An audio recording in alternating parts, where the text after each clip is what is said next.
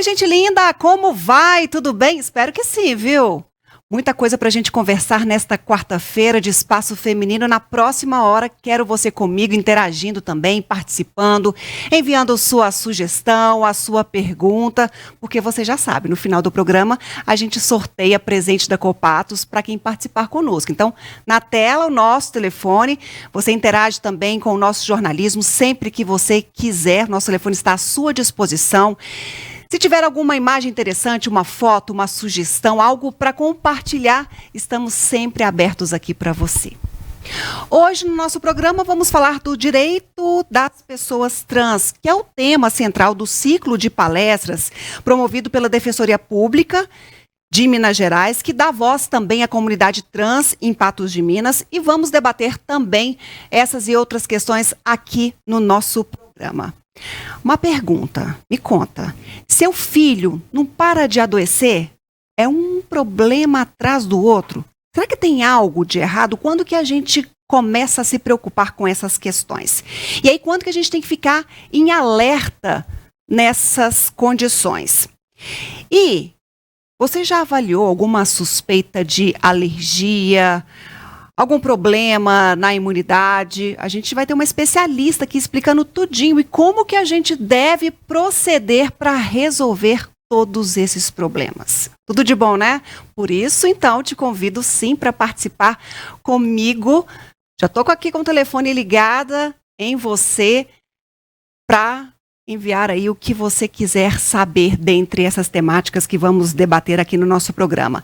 Lembrando também, reforçando sempre com você, que além do canal 8.1, você pode assistir toda a programação da NTV pela rede social, também pelo nosso site, que é o ntv.tv.br. Você pode ainda acompanhar pelo aplicativo que você baixa gratuitamente lá na sua loja de apps. Tem lá a logomarca da NTV, você baixa, acompanha tudinho com um clique só. O app do Pato Já também está disponível para você. Estou te esperando, tá? Bom, eu já vou encaixar aqui, já engajar direto com o primeiro tema que eu abordei, que eu falei que iríamos tratar aqui, que é o direito das pessoas trans, que começou com um mutirão realizado pela Defensoria Pública de Patos de Minas e vai fechar com um ciclo de palestras também aqui na cidade. Para conversar sobre essas questões, eu vou falar com o Matheus Castro, ele que é coordenador do projeto Trans 34. Como vai, Matheus? Tudo bem? Bem, você? Também, graças a Deus. Converso com a Suzy Kerley, que é defensora pública. Como vai, Suzy? Tudo bem, graças a Deus. Tudo. E recebo também a Francis Jardim, ela que faz parte do projeto também Trans 34, faz parte também do coletivo Mães pela Liberdade e vai endossar aqui a nossa conversa também com muita experiência no assunto. Como vai, Francis? Boa tarde, Ludmila. Muito feliz de estar aqui hoje com vocês. Coisa boa você ter vindo aqui compartilhar também a sua vivência, a sua experiência. Sim. Bom, primeiro eu começo com você, Suzy, até porque esse movimento começou em algumas comarcas para dar a oportunidade de pessoas trans fazerem alteração de gênero, de nome. Como é que você avalia essa iniciativa? Eu lembro que lá atrás nós conversamos e você estava muito animada, um passo importante para o rompimento de barreiras. Como é que você avalia esse processo que agora tem seu desfecho? Pois é, Ludmila, a alteração do nome, do gênero, ela já era possível há mais tempo, só que assim, um processo mais burocrático. E desde 2018, o Supremo julgou uma ação direta de inconstitucionalidade e decidiu que as pessoas poderiam procurar diretamente no cartório de registro civil e fazer essa alteração do nome e do gênero diretamente no cartório, sem ter que ser assistido por um advogado ou por um defensor público. Isso lá no ano de 2018. Mas aí, o que acontece? A pessoa podia ir diretamente no cartório e fazer essa mudança de nome e de gênero. Só que o processo é caro, ficava custoso para muitas pessoas. Então, daí veio a ideia do mutirão da Defensoria Pública, porque com a participação da Defensoria Pública, teria a possibilidade da gente estar fazendo essa retificação do nome e do gênero sem o pagamento de taxas. Então, assim, um processo que seria em torno de 500, 600 reais, ele está saindo sem ônus nenhum para a pessoa. Então, assim, esse foi um dos motivos, né, que nos levaram a pensar esse mutirão. E esse mutirão, ele foi feito nas comarcas de Ituiutaba, pela Defensoria Pública de Ituiutaba, Uberlândia e Patos de Minas. E assim, foi muito bom, teve uma boa adesão, muita procura, e graças a Deus agora a gente está encaminhando para o final, né? Que é o ciclo de palestras que será realizado na Unipam, na sexta-feira agora, dia 5/8, a partir das 19 horas. E eu estou aqui hoje para convidar todos para que possam lá brindar com a gente lá o fechamento desse mutirão. A gente vai falar um pouquinho sobre o direito das pessoas trans, sobre a saúde mental das pessoas trans, e a gente vai ter também a Sayonara, que é uma mulher trans de Uberlândia, que faz parte do ANTRA, que é uma organização nacional das pessoas trans, e ela vai vir também para dar uma palestra aqui. Então a gente espera encerrar com chave de ouro o nosso mutirão. Ô Francis, esse tipo de evento agrega, quando eu falava, né, de rompimento de barreira, de abertura, de inclusão das pessoas trans nesse movimento que se busca cada vez mais a luta pela garantia dos direitos, pelo fim ao preconceito. É um tipo de evento que deve ser também uma constância. Como é que você avalia? Sim, o ideal é que a gente conseguisse sempre ter esses encontros, essas palestras, ou mesmo reuniões até menores, porque é através desse conhecimento da comunidade LGBTQIA+, PN+, como um todo, a partir desse conhecimento é que a gente vai perdendo esses preconceitos que a gente cresceu tendo, né? Então, quanto mais a gente conversar disso e mais conhecimento a gente tiver, mais a gente consegue incluir as pessoas junto de todos. E como é que foi seu encontro, né, com o coletivo Mães pela Liberdade, com o projeto Trans 34, e nessa abordagem você também é da área da saúde, é médica, como que é a sua abordagem também quando fala das garantias da saúde, do psicológico das pessoas trans? Sim, então meu início de vivência foi porque eu tenho um filho adolescente trans de 14 anos que se identificou como trans com 13. Então sempre a gente procurou o estudo para entender, compreender um pouco melhor, porque a gente não aprende isso na faculdade. Eu sou médica, mas a gente não aprende sobre nada da população, da comunidade LGBT, né? Então, a partir disso, a gente buscou conhecimento e estudo. Fomos acolhidos no Mães pela Liberdade, que é um grupo mineiro, e logo depois encontramos o Matheus aqui em Patos, que acolheu a gente também. E hoje a gente está junto nessa caminhada. A pessoa que tem um familiar que se identifica como trans ou gay, lésbica, qualquer identidade ou sexualidade da comunidade LGBTQIA+, precisa buscar uma rede de apoio. Sozinho, enfrentando preconceito sozinho, é muito difícil. Então, estar em rede é o primeiro passo para conseguir vencer todos os obstáculos que a gente vai encontrar no dia a dia. E certamente são muitos, Matheus.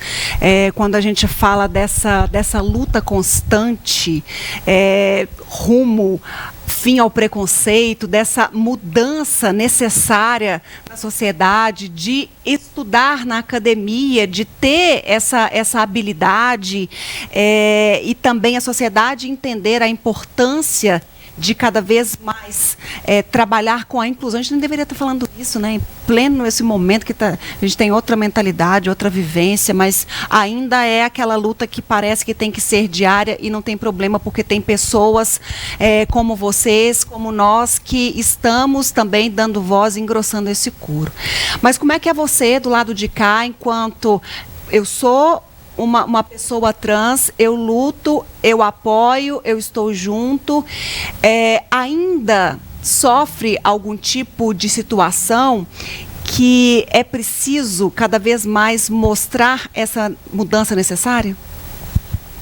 Então, eu acho que todos esses movimentos que a gente tem feito aqui na cidade, o mutirão foi muito importante. Eu acho que, para além do objetivo principal dele, de conseguir a retificação para as pessoas que procuraram e se inscreveram, eu acho que o impacto que isso tem, a forma como as pessoas recebem isso, e todas as pessoas que tomam conhecimento. Eu acho que tanto da minha parte quanto da parte da Suzy, da Francis, foi uma surpresa, por mais que a gente já está envolvido na comunidade, de perceber que tem bem mais pessoas do que a gente esperava, bem mais inscritos, bem mais pessoas participando, a cada vez mais, e eu estou com o projeto desde 2018, e vou conhecendo mais pessoas, quando na verdade lá no início eu achava que era só eu. Então venho conhecendo cada vez mais pessoas, a gente pensa que Patos de Minas, será que existe? Quantas pessoas que tem? Deve ser uma minoria, mas na verdade a gente está aí. Eu acho que é importante a gente reafirmar constantemente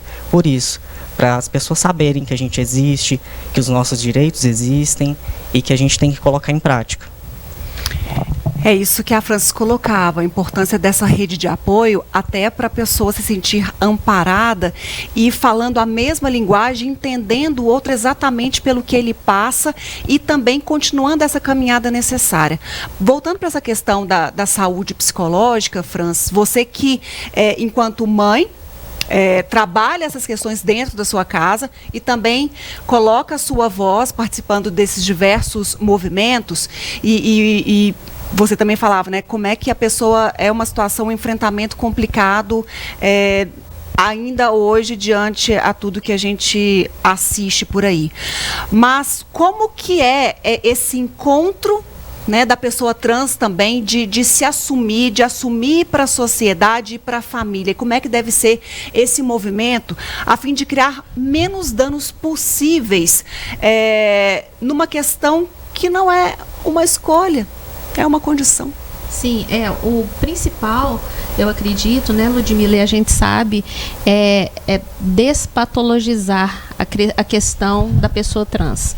A pessoa trans não tem uma doença, ela é uma pessoa como outra qualquer, né, e que se identificou com ela, às vezes, ela, por exemplo, nasceu com a genitália externa masculina, mas se identifica como mulher. Isso é ser uma pessoa trans, se identificar com a identidade de gênero diferente do que foi atribuído ao nascimento. Esse que é o conceito. Então, a partir do momento que a pessoa entende que ela não tem uma doença, a família compreende, consegue acolher, conversar sobre o assunto, mesmo que ela sofra violência na rua, ela tem um porto seguro em casa. E isso é muito importante. Isso, a gente vê artigos abordando isso, a gente vê falas das pessoas trans que elas podiam sofrer violência na escola, no trabalho, mas tinha uma casa que acolhia. Então, principalmente a questão da saúde mental, da psicologia e da psiquiatria, ajudar essa pessoa nesse processo de se entender e enfrentar os preconceitos, né? Então, muita gente, às vezes, pergunta, nossa, mas seu filho já está no psicólogo? Está, mas é para ele conseguir passar por todas as fases da vida de uma maneira saudável, podendo enfrentar os obstáculos. A gente não quer que a pessoa tente não ser o que ela é. É isso, a gente quer ajudar a pessoa a se entender e vencer os obstáculos pelos quais ela vai passar no dia a dia. Então, a pessoa trans não necessariamente precisa de ter algum assistente na psicologia ou psiquiatria. Ela precisa, se ela achar necessário, para enfrentar todos esses obstáculos, né? Então, é muito importante isso. Absoluta certeza. Bom, nosso papo aqui vai continuar e na volta a gente fala também dos direitos, fala um pouquinho mais desse movimento importante aqui em Patos, que é esse ciclo de palestras, para você participar também. Então, um minutinho só, a gente volta já já aqui com o nosso Espaço Feminino.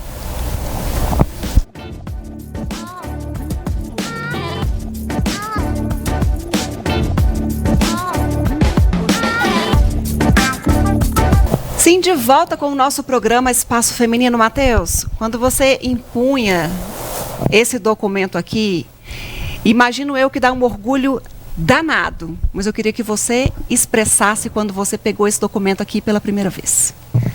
Nossa, foi uma felicidade muito grande. Eu acho que todas as etapas, a parte da certidão de nascimento, que é o primeiro documento que a gente pega no cartório, depois para fazer a identidade. Então, assim, quando eu olhei minha foto aqui, já atualizada, com os meus nomes e meus dados, eu acho que foi uma sensação de alívio, uma sensação de eu não vou mais passar por constrangimento, eu não preciso mais ficar me explicando, me justificando a todo momento, eu vou ter meu nome respeitado. Então são circunstâncias que às vezes para a maioria das pessoas é tão comum, né? Como na época que eu queria me vacinar e eu não tinha retificado ainda. Eu gostaria que o meu cartão de vacinação tivesse com o nome Matheus, né? E para isso eu tive que ir na Secretaria de Saúde, conversar e descobrir como que eu poderia fazer isso. Enquanto para a maioria das pessoas era só uma ação mais comum, né? Mais corriqueira. Então para a gente parece que tem sempre uma luta a mais, um esforço a mais, sempre que a gente quer ter um respeito que é tão básico, né? Quer ter nosso nome respeitado. Eu costumo falar que essa luta empregada de desgaste para muitos abre fronteiras para outros tantos. Então essa é uma luta que gera, que ela é danosa, que ela é desgastante, mas o bem que se faz para o todo, ela é grandiosa. Por isso que quem inicia e faz parte dessas lutas tem meu carinho e minha admiração, porque a gente sabe como que é complicado, mas a gente tem que pensar no bem maior, sabe? No todo que é conquistado. Ludmila, e só acrescentando, primeira vez que eu conheci o Matheus, a gente conversando, ele falou assim, eu achei muito impactante, ele falou assim, que a data de nascimento dele é a data da expedição da carteira de identidade dele, que ele sentia que aquilo ali era o nascimento dele, sabe? Eu achei assim muito importante a fala dele. Se a gente vê a importância do nome, né? A gente pensa assim, eu estava lendo uma entrevista, acho que da CNN, falando o seguinte, que 75% da população não convive com uma pessoa trans. Então a gente não sabe o que aquela pessoa passa no dia a dia, né? As dificuldades que ela encontra. Então, assim, essa possibilidade de alteração de nome, de se identificar, de mostrar seu nome em tudo quanto é lugar, no trabalho, seja na escola. Então, assim, dela poder se identificar como ela se vê, né, com o gênero que ela acha que ela tem, que ela acredita que é o gênero dela, isso é muito importante. Demais. E imagino que, além da satisfação, essa glória, né? Venci mais uma etapa. Fiz o meu papel. Ô, Suzy, novos mutirões virão? Olha, Ludmila, como é que é essa programação aí? Ou a partir de agora, a Defensoria Pública continua dando o apoio necessário para as pessoas que quiserem ingressar nesse processo, assim como o projeto, o coletivo, continua aportando isso, mas há previsão, porque é uma garantia tão essencial, tão básica. Fazendo uma propagandazinha aqui, a gente tem assim, no mês de fevereiro a gente tem um mutirão das famílias, agora a gente teve um mutirão das pessoas trans, né, de retificação de nome e gênero, e em outubro a gente tem um mutirão de direito a ter pai, que é a inclusão do nome dos pais na certidão de nascimento dos filhos. Mas com relação ao mutirão de retificação de nome e gênero, ele aconteceu ano passado na cidade de Tuiutaba. Esse ano ele acontece em Uberlândia, Patos de Minas.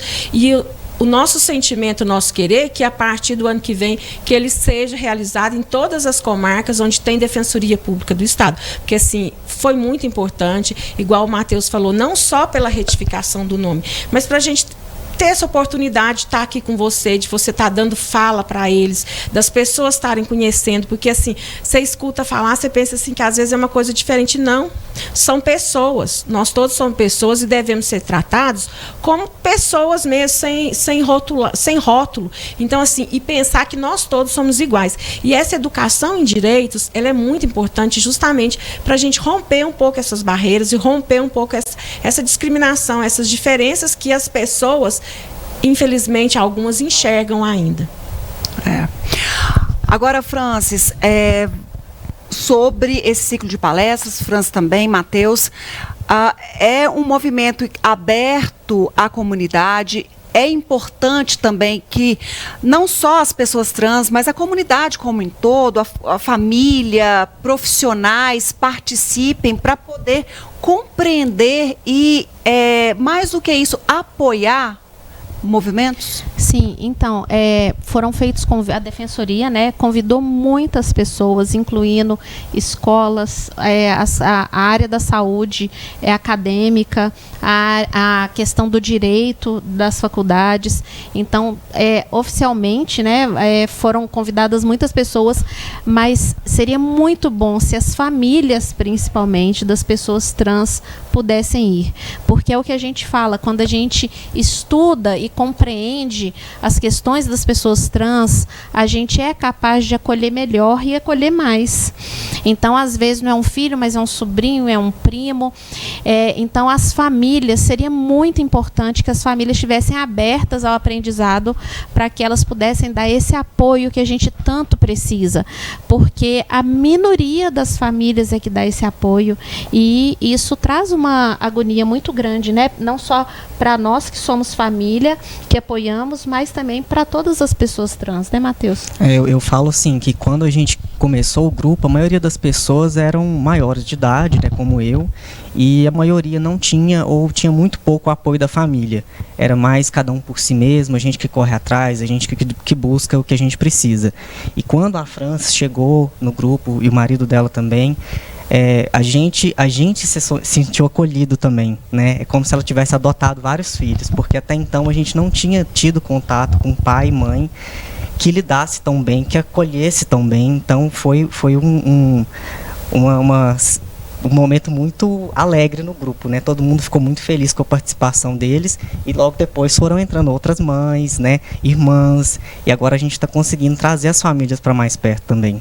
É importante ampliar esse debate, mostrar que não está sozinho, que não é uma coisa, sabe? E é muito importante isso, né, Ludmila? As pessoas rotulam a comunidade como um todo LGBT, falando que a gente não é família, a gente é família como qualquer outra. Todo mundo tem uma família, né? Então é muito importante. Que ama, que sente, que sofre, que chora. Isso. E é importante a gente estar inserido numa família mesmo que acolhe. Por isso que é tão importante essas famílias comparecerem à palestra, para elas irem perdendo esses preconceitos que elas têm. Exato. Ô, Suzy, como é que faz para participar? Pois é, as inscrições, Ludmila, elas estão sendo feitas no portal da Unipam. É só a pessoa entrar no portal da Unipam, que a inscrição está sendo feita. Ela vai ser realizada, as palestras serão realizadas no Bloco N, que, salvo engano, é o auditório que fica em frente à biblioteca, e o espaço lá cabe até 265 pessoas. Então, as inscrições estão abertas desde segunda-feira. Quem quiser participar, fica aí o nosso convite para estar lá prestigiando, para aprender um pouquinho sobre a população LGBTQIA+, para poder participar do evento, se educar em direitos e, assim, a gente vai abrir no final também a questão, assim, da participação da comunidade, porque eu sinto que tem muita pergunta, muita gente querendo saber alguma coisa. Então, no final do evento vai ser aberto, sabe, para perguntas da comunidade e os palestrantes estarão lá para poder responder às dúvidas de todo mundo. Eu espero todo mundo lá, gente. Vamos prestigiar nosso evento. Ô, Suzy, para a gente ir fechando também aqui, a gente falou muito dos direitos das pessoas trans, que a gente sabe que os direitos devem ser iguais a todos, principalmente perante a lei.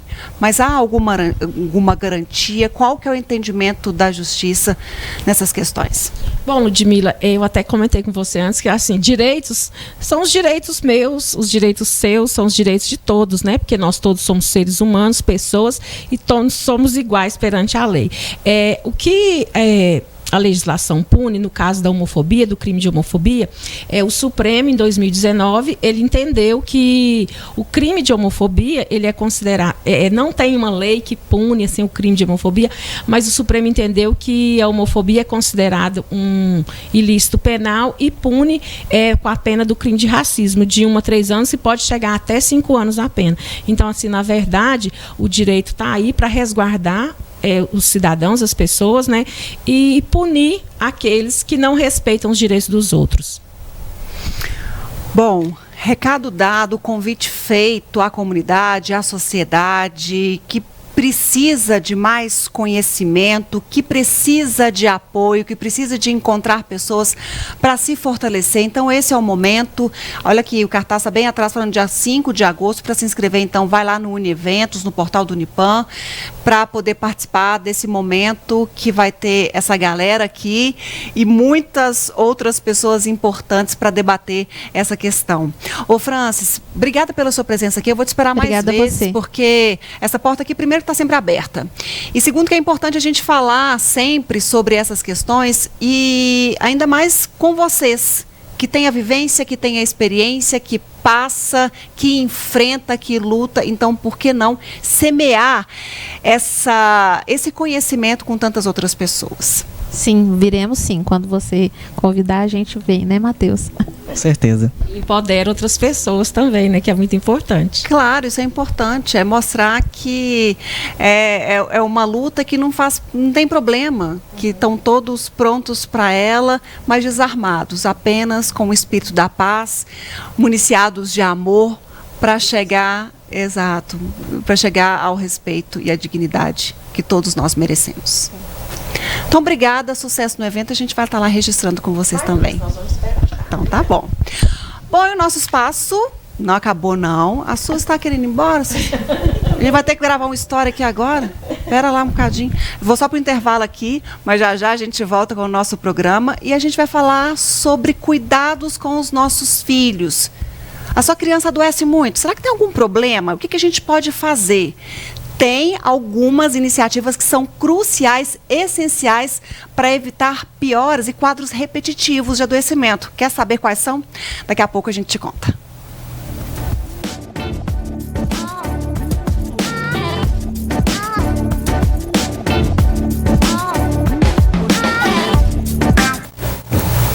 De volta com o nosso programa, a gente fala de saúde, de cuidados com os nossos filhos, mas que servem para nós adultos também. São mudanças de hábitos que fazem toda a diferença quando a gente quer que a saúde prevaleça também na nossa família.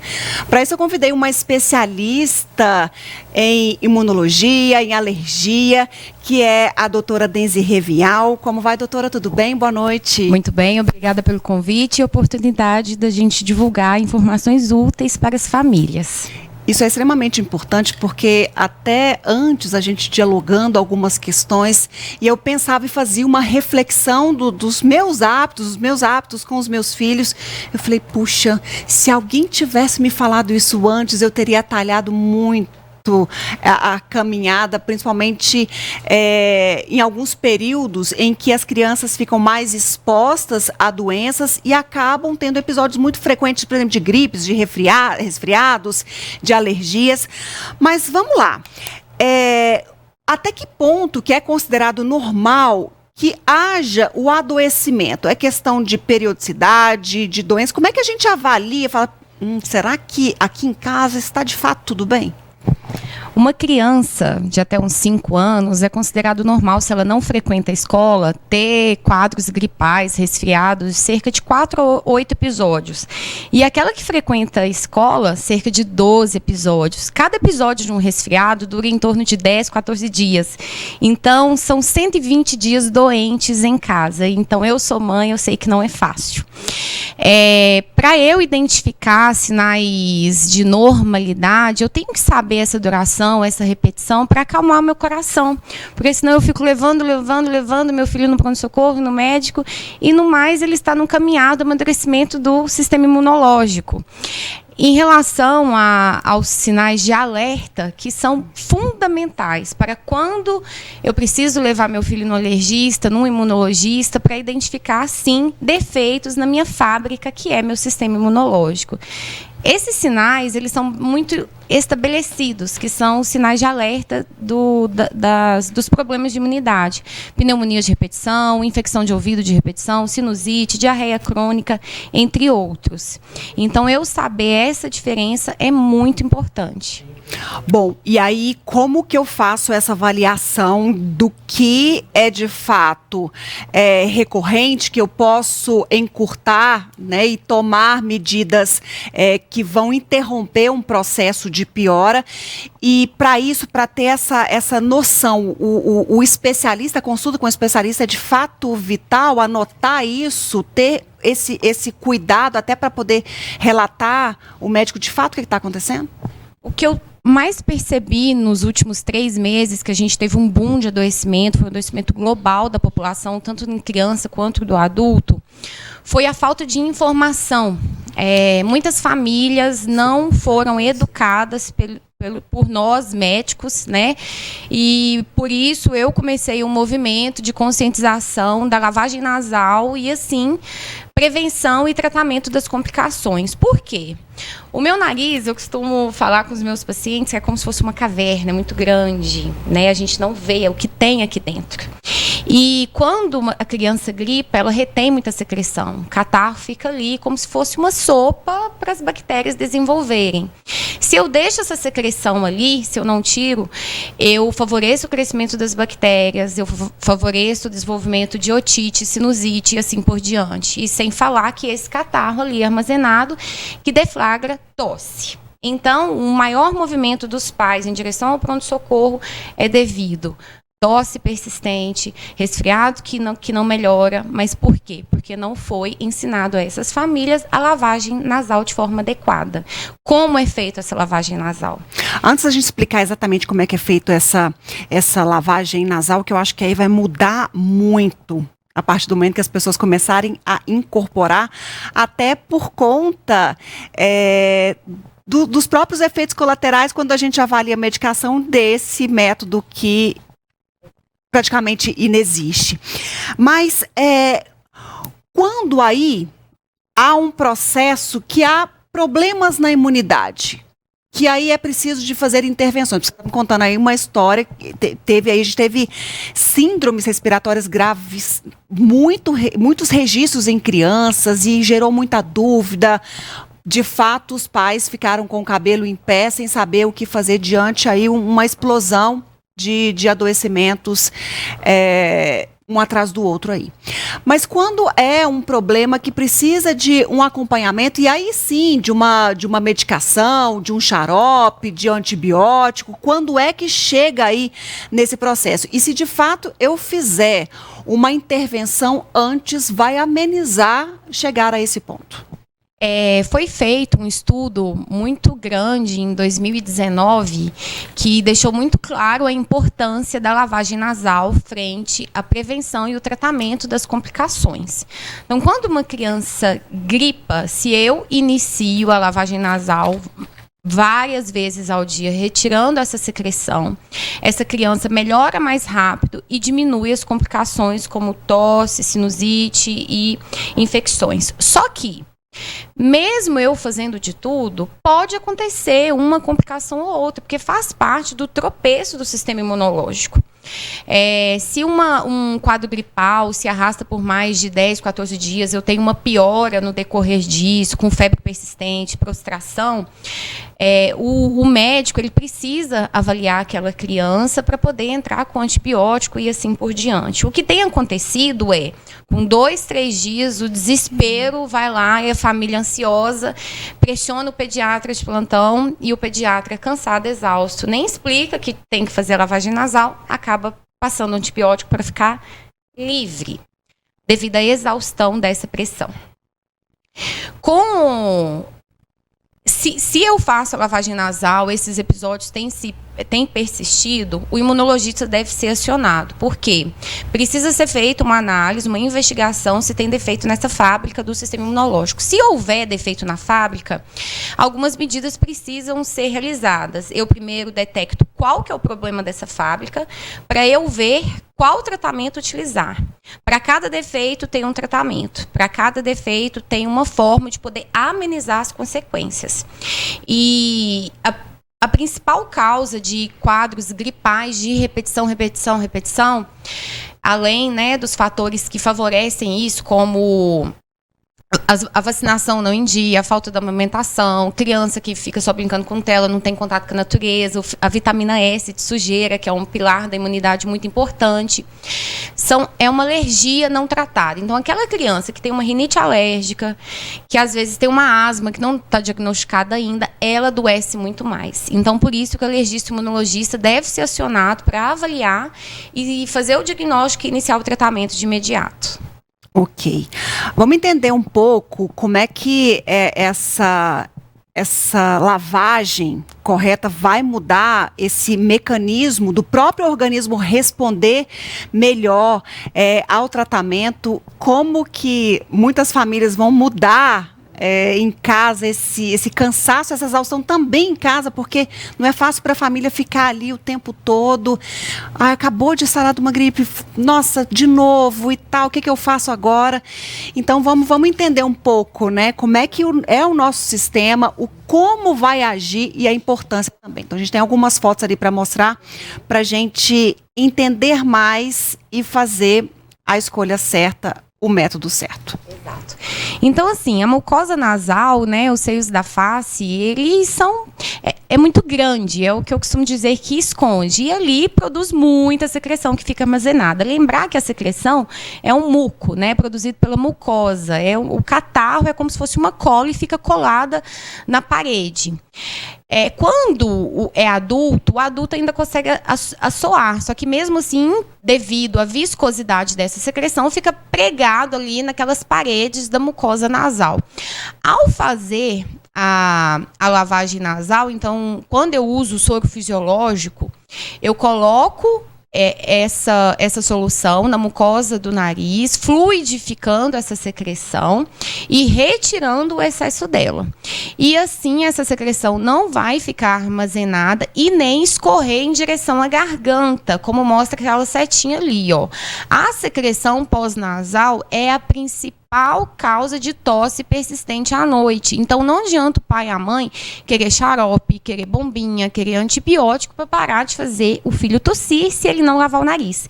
Se eu tenho secreção no nariz, escorrendo pela garganta, eu estou estimulando o receptor de tosse, eu tenho tosse à noite e eu não vou dormir, minha criança também não.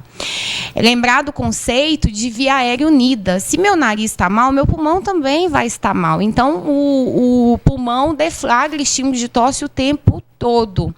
Por isso, é muito importante o entendimento, a conscientização dessas ilustrações. Na minha consulta, eu sempre mostro para os pais, para eles entenderem, acalmar o coração, que não adianta xarope, que não adianta bombinha se eu não lavar o nariz.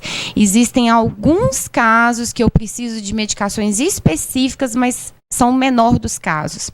A lavagem nasal, ela é dividida em alto volume ou baixo volume. Alto volume são as famosas garrafinhas, que têm diferentes marcas.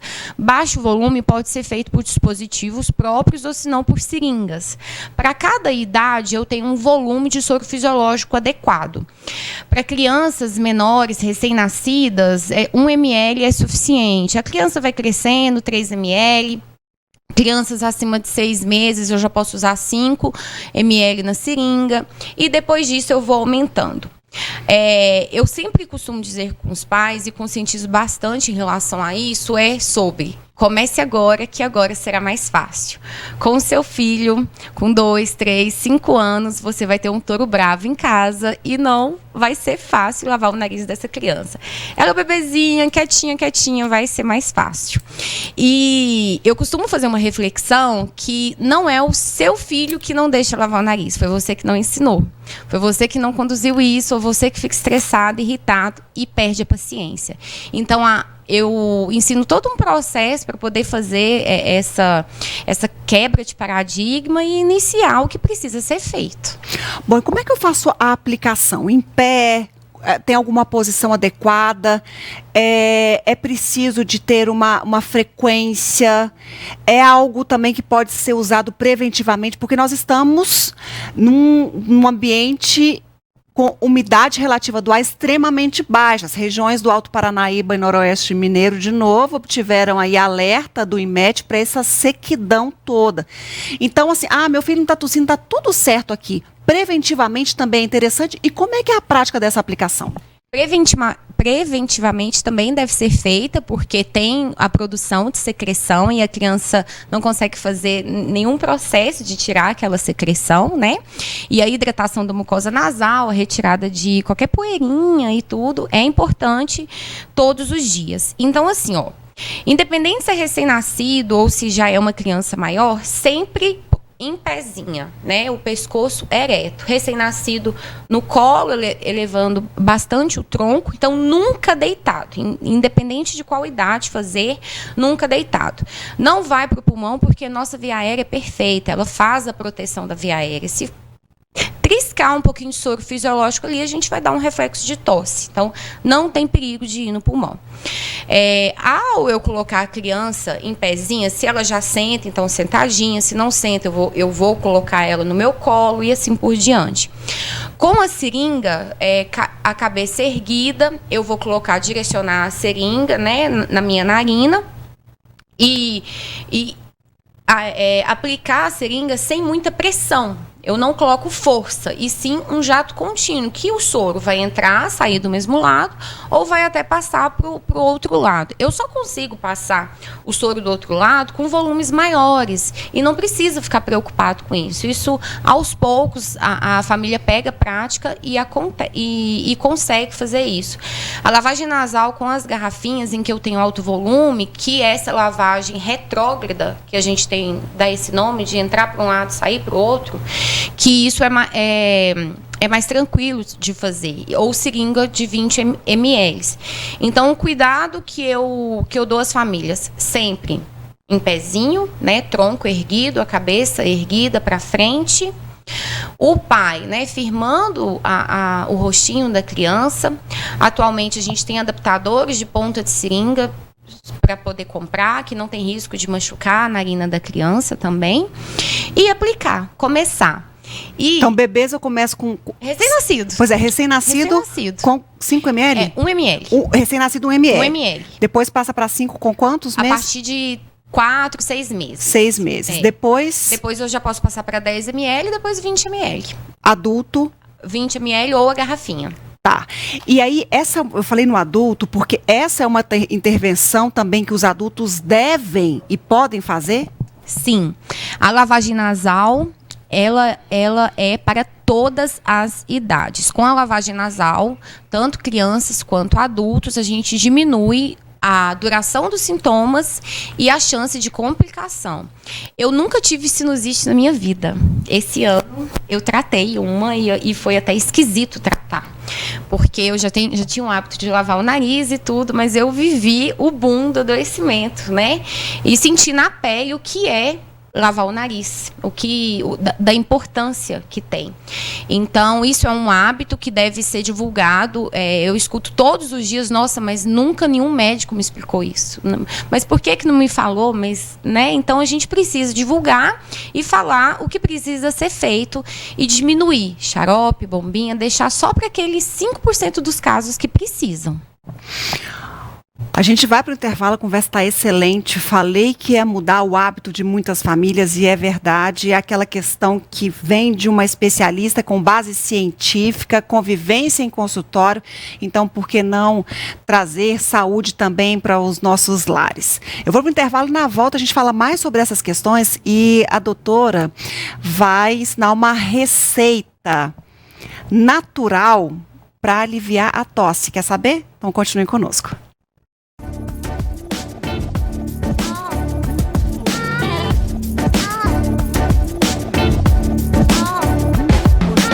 Beijo para todo mundo que está participando conosco aqui também pelo WhatsApp, pelas redes sociais, pelo Facebook da NTV, @NTV Patos, pelo Instagram, @NTV Patos de Minas. Beijo pro Darlan. A Neide mandou mensagem, falou que ele ama o programa. Ó, Darlan, beijo para você, viu? Que bom saber. Obrigada, Beth, participando sempre. Muitos convidados aqui. A Doralice conosco também. O Edson. Elogios aqui para os nossos convidados. A Izinha falando, olha, hoje bacana, aprendendo muito aí com todos os convidados. Obrigada também a Cileia Rodrigues participando conosco. Enfim, olha, muito bom ter todas as participações aqui. A Nayara também, muita gente, olha, tô abrindo um por um que às vezes não tem um nome aqui. A Larissa, Ludmila, arrasem, os convidados arrasem, Larissa, viu? Só gente bacana aqui participando e é muito bom ter vocês aí também.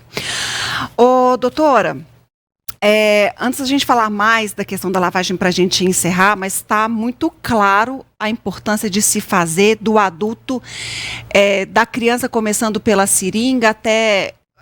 A partir de que idade pode usar a garrafinha já? A garrafinha, como é uma lavagem de alto volume, a primeira coisa que eu pergunto, né? Você já está craque na técnica, né? Sua criança já é super colaborativa e tudo. Se ela for mega colaborativa, eu tenho um paciente com 1 ano usando a garrafinha. 1 ano? 1 já? ano. Cada caso é um caso. Então, assim, às vezes crianças de 2 anos já ficam muito agitadas e tudo, e a garrafinha acaba dando uma sensação maior de afogamento, porque é muito volume, né? Então, eu preciso de uma colaboração maior da criança. Então, vai depender, não tem uma regra, assim, é tal idade, pronto. Depende muito mais de como foi a condução do pai e a criança, quão colaborativa ela está. Agora, só rapidamente para a gente passar para essa receita natural contra a tosse.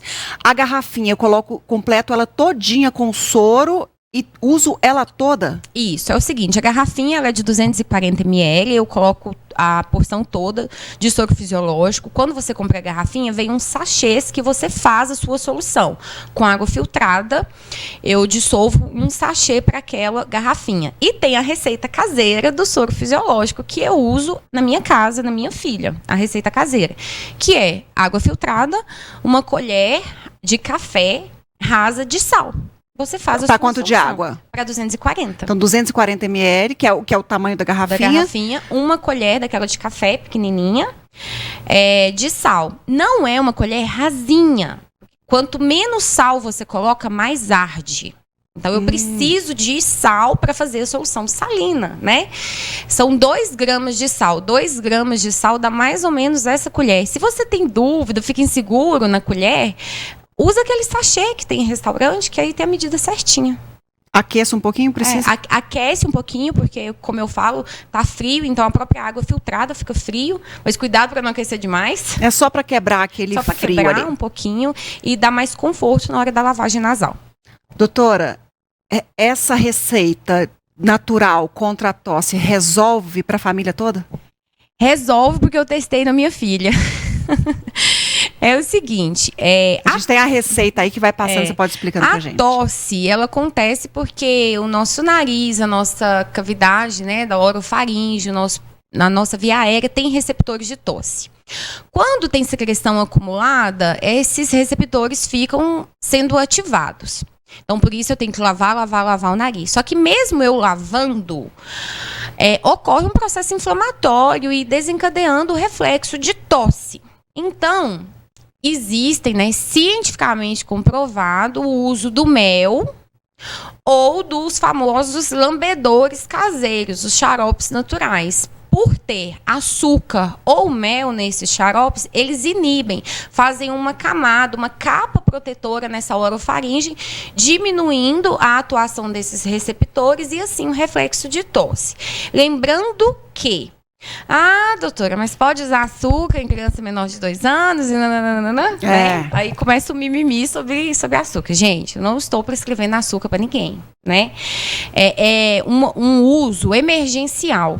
E lembrando que eu vou dar uma colherzinha para a criança dormir, para não evitar episódios de crise de tosse à noite. Por mais que eu lavei esse nariz, ela está tendo ainda tosse. Então, o xarope é para aliviar, é um pouquinho, e eu vou escovar os dentes dela. Ela está tendo contato ali com açúcar? Tá, mas está tudo bem. É melhor do que ficar entupindo, desculpa a palavra, de corticoide, que o uso está assim, abusivo, e que não tem nos estudos benefício. Então, por que não apostar em algo natural e que é algo pontual? Exatamente. Então, vamos lá. Receita na tela, a doutora vai passar a explicar para a gente rapidamente, para você anotar aí e ficar atento às dicas. Então, uma beterraba pequena, meia cebola branca, sendo essa cebola bem pequenininha, então você vai usar metade dela ainda, que senão o sabor fica muito forte da cebola. Uma cenoura pequena, 200 gramas de açúcar mascavo ou branco, eu fiz com branco mesmo, tá?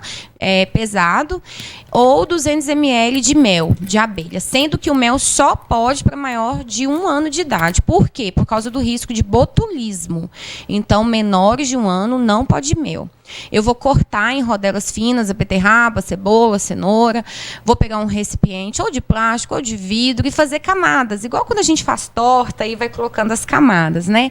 Primeiro eu coloco açúcar, cebola, beterraba, cenoura e vou seguir intercalando, né? As plantas e o açúcar.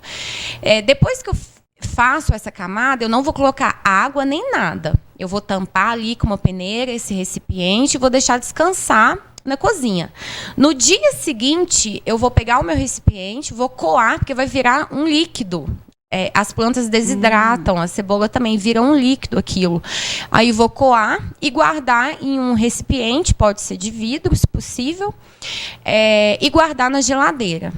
Em relação aos cuidados, né? Tem a dosagem, de acordo à idade e principalmente o tempo de validade que eu posso deixar na geladeira. Então, de 6 meses a 1 ano, meia colher de chá 3 vezes ao dia, 1 a 6 anos, 1 colher de chá 3 vezes ao dia, 6 anos a 12, 2 colheres de chá 3 vezes ao dia, e maior que 12 anos pode até 1 colher de sopa. Então, o modo de conservar em geladeira. A validade na geladeira é de 30 dias, ok? E se durar mais que aquilo, despreza e faz outro. E é isso, simples, barato e tem resultado. Eficiente, é isso que a gente tem que buscar.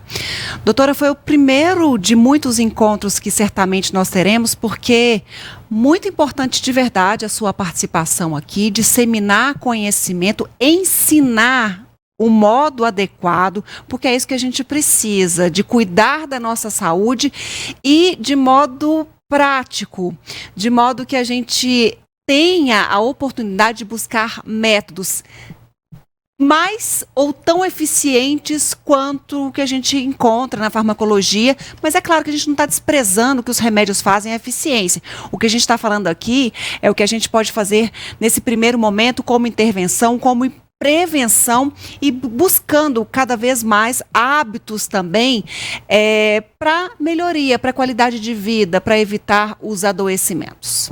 Exatamente. Eu escuto todos os dias do meu consultório, assim, eu gasto 30, 40, 50 minutos explicando, mostrando foto, e às vezes um pai ou outro no final fala assim, mas você não vai passar nenhum remédio? E eu explico, olha, confia em mim, vai lá, lava o nariz da sua criança várias vezes ao dia, que no retorno você vai me contar que deu certo. E sempre é um sucesso. Então, um caso ou outro tem que ser usado com medicações, mas existem as indicações. O que eu tenho lutado e falado que nós não podemos colocar tudo no mesmo bolo, porque o simples resolve. Não precisamos ter o abuso de medicação que tem sido feito. Ô, doutora, está acontecendo um masterclass agora justamente para tratar dessa questão, o adoecimento dos filhos, como evitar, como identificar, quais são os problemas que podem ocorrer. Novas turmas serão abertas, como participar? Então, eu tive a ideia de criar uma masterclass para poder difundir mais esse conteúdo e possibilitar maior acesso para a maior quantidade de famílias e no Brasil inteiro. Então, recente, eu abri a primeira turma, está ocorrendo agora, nesse momento, vai ter uma aula ainda, surpresa, de repescagem para o pessoal que fez a inscrição.